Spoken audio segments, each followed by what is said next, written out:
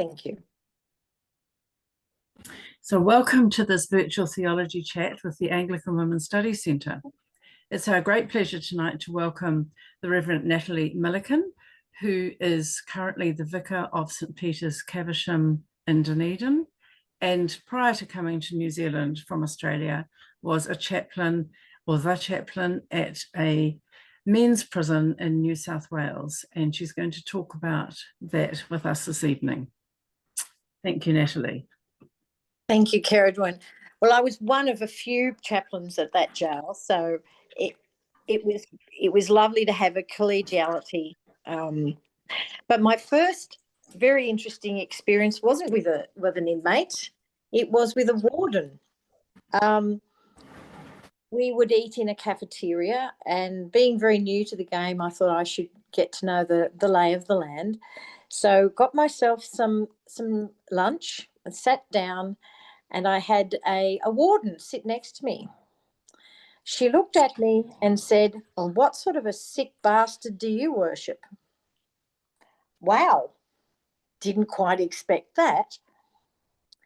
Fortunately, I had got to a point in my own faith where I realised that God doesn't need me to apologise for him. God needs me to love the person who is hurting.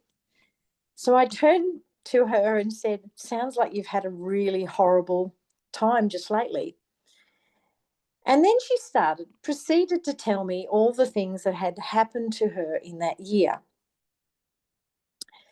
When you're in an institution, it's definitely a jail, a penitential institution, you are not allowed to disclose or be seen as soft, either as wardens or as inmates. And for her to actually open up, it dawned on me that mostly people just need to download. And that was the privilege I had for 6 years. It also taught me that there is no such thing as the worst sin or the least sin.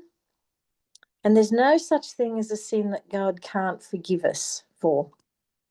Now, in an institution like a jail, there is a hierarchy. I'm talking about inmates now.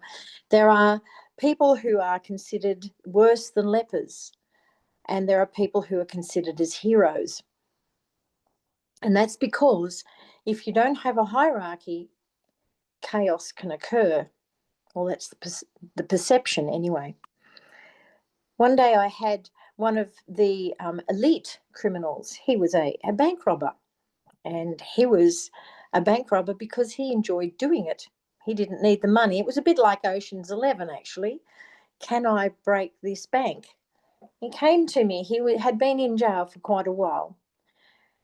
He came to me and said, "Nat, I've just realised what I've done." Now, I know he had not hurt anybody. Robbing a bank is seen as a victimless crime. But he said to me, "I realised that I have frightened and ruined people's lives by perpetrating such violence and threats of violence against people." And that was quite a sobering time for both of us. It's how we treat people that ultimately determines our crime. We can say harsh words, we can beat people up. Either way, we are damaging somebody. And I've got a few stories because each one of them that I'm sharing with you has changed the way I view my neighbour and how it has humbled me. It has humbled me to be mindful of the things that we say and do.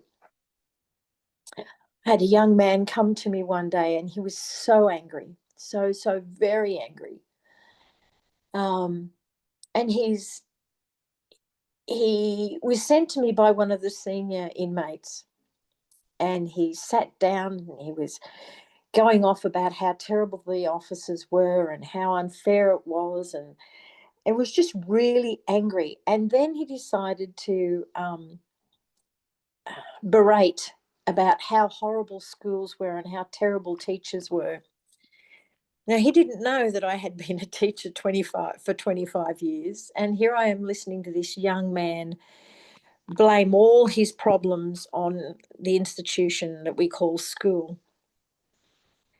And as I sat there, the tears started to flow, because what he was saying, I had witnessed, and yes, I had even done in my time as a school teacher.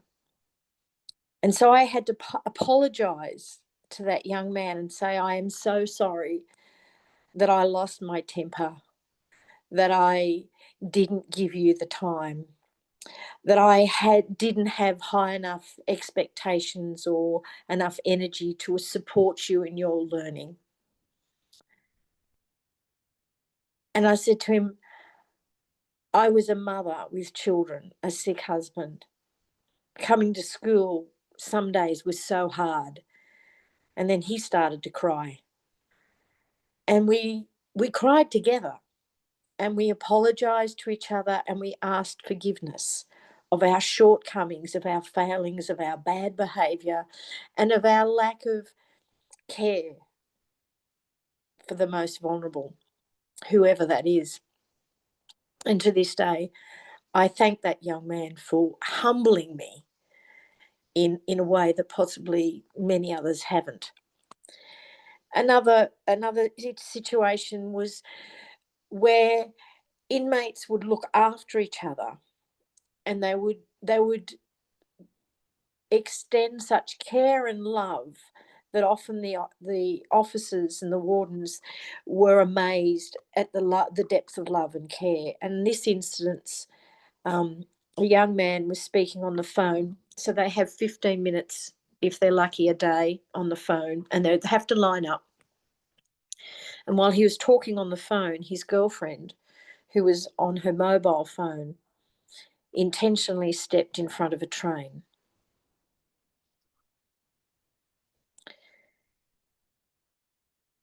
We can't even imagine what that must have been like. And the officers had no idea what to do.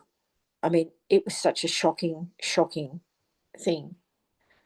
So they asked him, would he like someone to walk with him?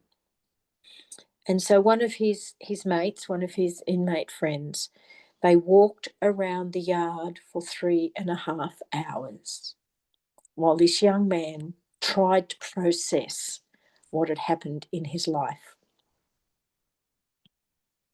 3.5 hours. The wardens actually allowed it to happen because none of us knew what to do. None of us knew what to do. There is love in so many places. Love in so many places. We would have church in our different areas. So I was, as I said, one of quite a few. There was a Catholic sister, a Catholic brother. They shared a full-time position. We had a African Zimbabwean Baptist and we also had a Tongan, Fijian Tongan from the Brethren. It was a very mixed bag. We had a Buddhist chaplain would visit, a Jewish chaplain would visit. We were missed out a lot on our Muslim brothers being visited because their system was very different, and the sense of dishonour is still very strong in some groups. I had one fellow come to church regularly, and we didn't have music. We would have to sing a cappella. And he was a very, very large man, and he identified as Muslim, but he would come to church every time we had church. We got on really, really well. And he said to me one day, Nat, the saddest thing about my faith is we do not sing to the glory of God. Isn't that amazing? No, he found the singing the most reassuring and connected thing in worship, the singing. So I was there for 6 years, and during those 6 years, the nature and the ethos of the jail did shift and change. The jail started as a private enterprise. It was actually run by a church group from America. We had the clergy had basically free reign. We could go anywhere we wanted to. The officers gave us that respect. There was a community hall. It was quite large, and it was covered with artwork. We had a choir, there was a band, there was a chess club, there was a painting club. The jail would put on performances, and people would come and hear these men sing, read poetry. And we would also have concerts come into the jail. But gradually, as the years went by, more and more of these opportunities were taken away. And I feel very sad to think that a place that can be used to bring people together, to allow people to explore who they are and where they are in society, was being eroded. It wasn't my decision to leave jail, but that was God's plan. And to this day, I am incredibly blessed that every now and again I get a Facebook request from somebody I knew, which is truly a very special thing. They don't ask anything, they just want to say, "Hi, how are you?" So it was an incredible journey, absolutely incredible journey. And it humbled me. It opened up my understanding of the grace of God. It fills me with joy to know that lives can be transformed. And it's not us that does it, it's the love of God that does it. One of our services, because I was one of the few ordained chaplains, I could give communion. And so we would break bread and we would drink grape juice.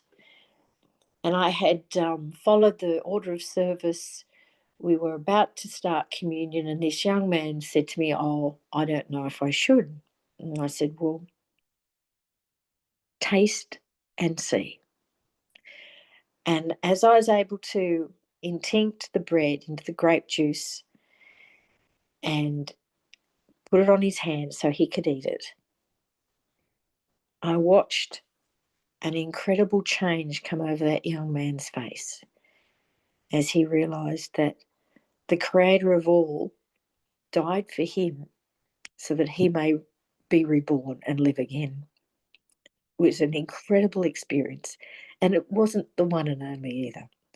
So there are so many opportunities where we can meet each other in the most dire and awful places, and yet the love of God shines through. And I'm just going to leave it at that, because otherwise it's just telling tales out of school. But if you have any questions, I'm quite open to answer them if I can. Thank you for listening.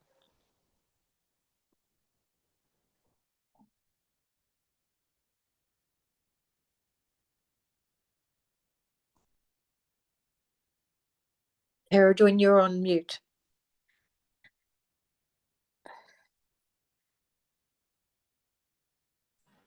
Right. Thank you very much for that, Natalie. And welcome to Bridie and Meredith, I think, Marjorie, who've just come on while you've been talking. It's lovely to have you here. And thank you very much, Natalie, for persevering through the technical challenges.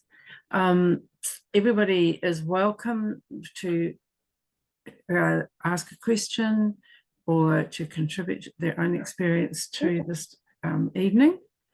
I'm going to start with the first one, and you've kind of half answered it, Natalie, but the question in my mind is how do you cope with all the sadness and I guess the horror and the difficulties for the men in prison? And that's the first half of the question, and the second half is, how does it not harden you, or how do people not become hardened in that situation?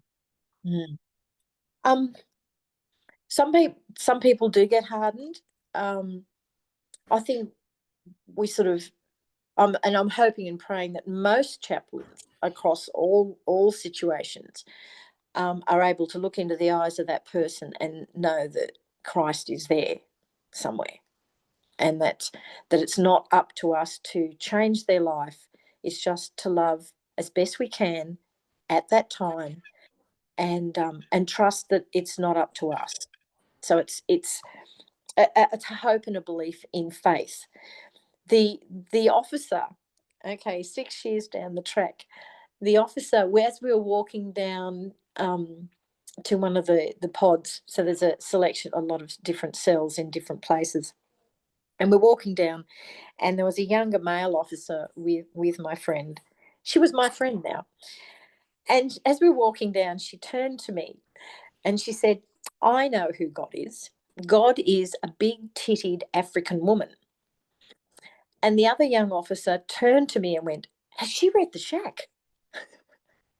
No, she hadn't read The Shack, but she needed to find God in a way that she could relate to. And I think sometimes that's one of the things we need to be mindful of. We can't push our own prejudices or our own perspectives. We just keep saying, God is love. I'm here because of God. Can I help? And just go from there. Yeah.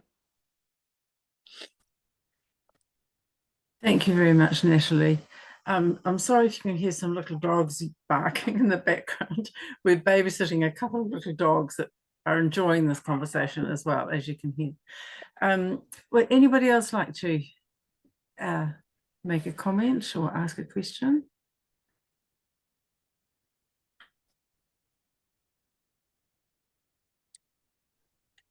Natalie, Sorry. You go ahead, Claire.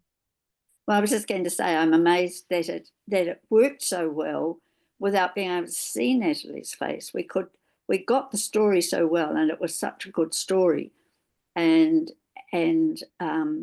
very thought-provoking and challenging, and it fits well with the sort of thing that I've done in programs in prison as well.